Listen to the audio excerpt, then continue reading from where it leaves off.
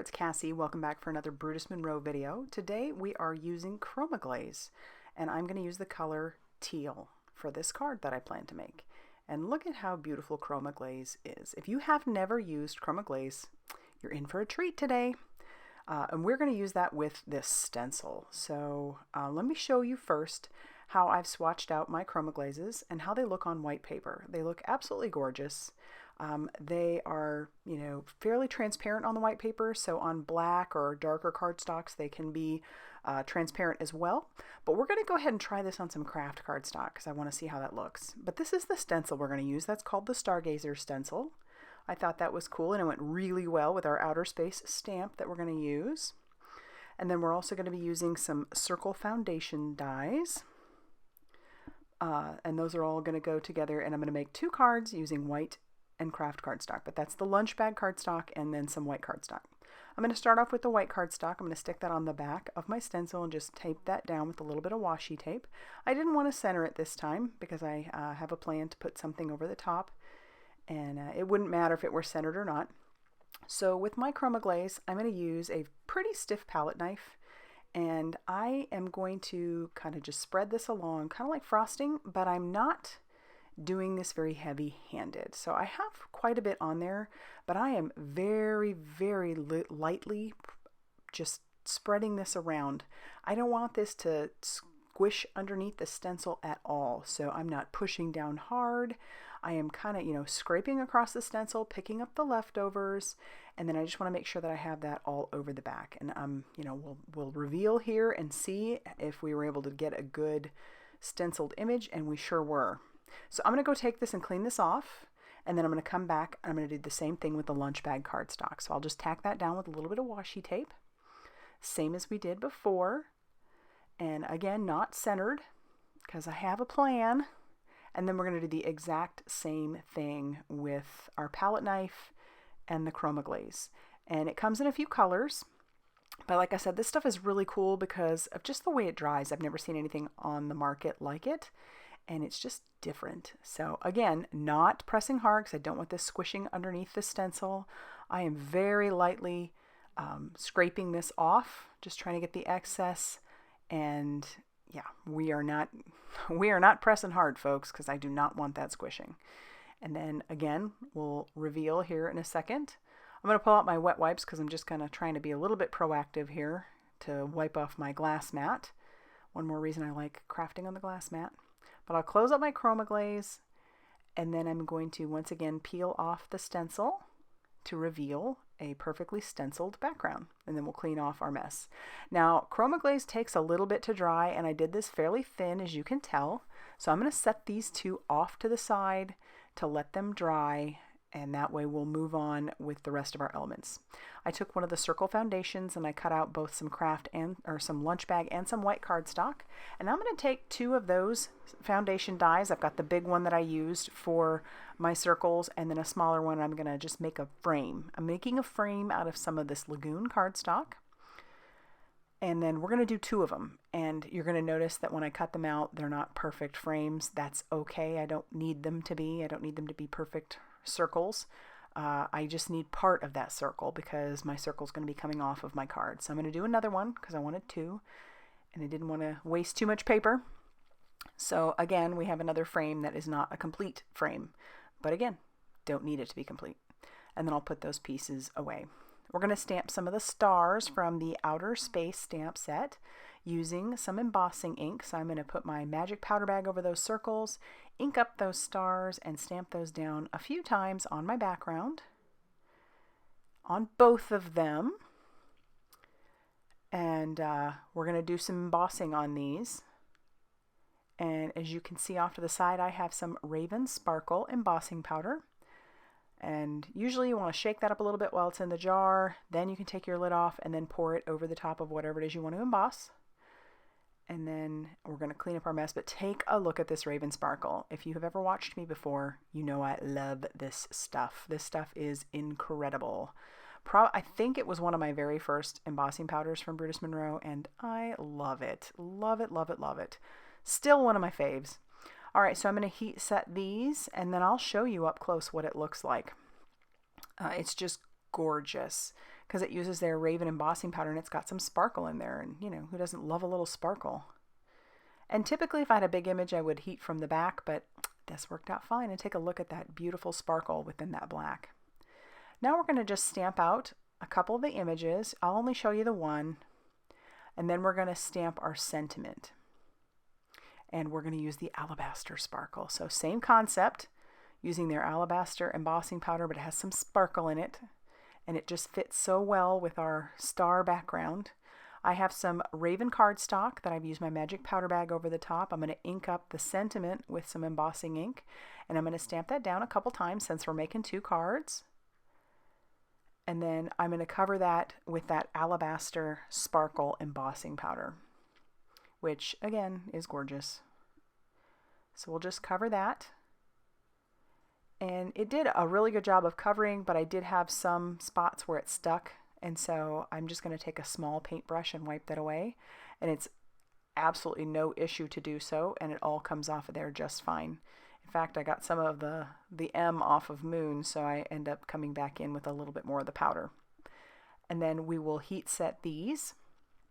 And then you'll see that there is sparkle in those as well. So it's just a really cool spin on like a plain white embossing powder. So it's perfect. Now I'm going to take my Tim Holtz guillotine trimmer and I'm just going to trim down my sentiments. I'm lining up the top of the word moon and the bottom of the word moon with the clear plastic like holder. And that's how I'm basically cutting my sentiment, so I can make sure that it is uniform, if that makes any sense. So they'll be the same size and they'll be perfect. All right, and this is what I was talking about as far as the frame goes. So I'm going to use some liquid glue and I'm going to adhere that down to my circles. And I want to make sure that my stars are going to be mostly inside of those, you know, where the part of the frame that is there. And then I'll do that with the white one as well. Just tack that down and set those off to the side to dry. And then I'm going to color my little telescopes. This is nothing groundbreaking or earth-shattering. I am using some Arteza colored pencils. And I think I used about 4 colored pencils. I'm using gray and white and then a darker gray and then almost a black. But, and I love how colored pencil looks on craft. I don't know why I don't do that more often because it's absolutely beautiful. And I'm just coming back in and shading those out, adding some darker areas where I think there should be. But they're this is a telescope, so there isn't going to be a ton of color in it. I do come back in later and I stamp out, looks like the moon with a flag on it, and I cut the color and cut those out as well. I don't show you that because it was an afterthought. But yeah, I'm just coloring these little telescopes, and then I am going to fussy cut them both out. Didn't take any time to do that. And so here they are all cut out. I love the craft one. Like I said, I love how colored pencil looks on craft.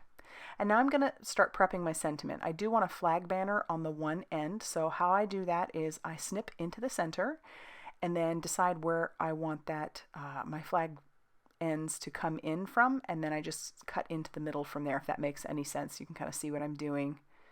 And I just go back and forth until I have a decent cut. Now these aren't completely dry.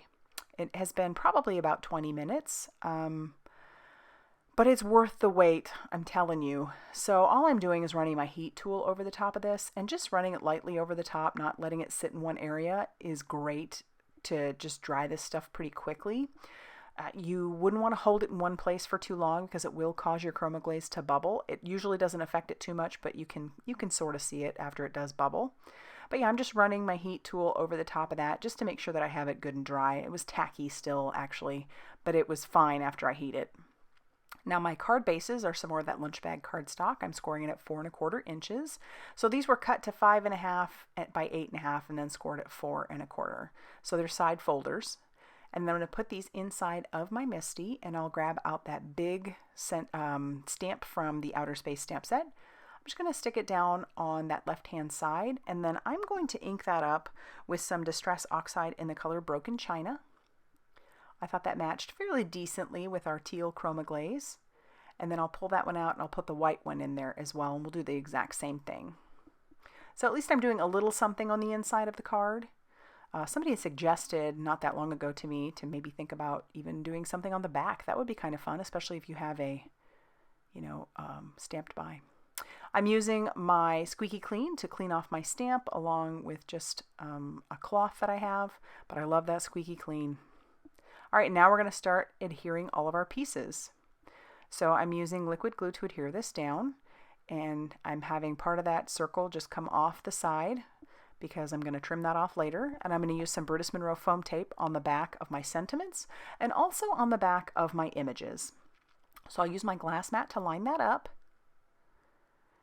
and then we'll peel off all the release paper on our little telescope and our little moon, and we'll adhere both of those down. And then we'll do the exact same thing to the craft one. So it's all the same process for that one. And then it's at this point I realized, dang it, I wanted to do more to that background. So I'm like, dang it. So I'm going to try anyway. So I'm going to grab my splatter box, and then I'm going to just take a scrap piece of white cardstock and trim it down just to cover up what I've already put on there. I'm going to grab some distress paint in the colors Black Soot and Picket Fence. So this first color is Picket Fence. It's just a white. It wouldn't work obviously on the white card base because it's not going to show up, but it'll definitely work on the craft, which is why I'm doing that. I want it to be like more stars in the background. I just thought that would be a lot of fun. And then we're going to come in with that Black Soot and do the exact same thing. So this craft one is cool because it has both the Black Soot and the Picket Fence. And then our other one, and I love that. I think that turned out really nice. I'm glad that I went ahead and took that step to do it. Wish I had thought of it before I adhered everything down, but it's okay. It didn't end up ruining anything. So sometimes we just, you know, go with the flow, right, folks? All right, so then I've splattered that Black Soot all over the back, and now we're going to go ahead and trim off all the excess pieces that are hanging off of the side. And then when we are done with that, we're going to start adhering these to our actual card bases. So yep, just using that liquid glue, trying not to get my fingers in any of the paint. I did try to heat set that paint just a little bit, but I'm impatient. So I did kind of rub my finger across one on the bottom here. You can see it. It's like, ugh. Oh well, I'll take my cloth and just kind of try and wipe that up, and then I'll take a gel pen and try to make that star look a little bit better. But yeah, I'm impatient.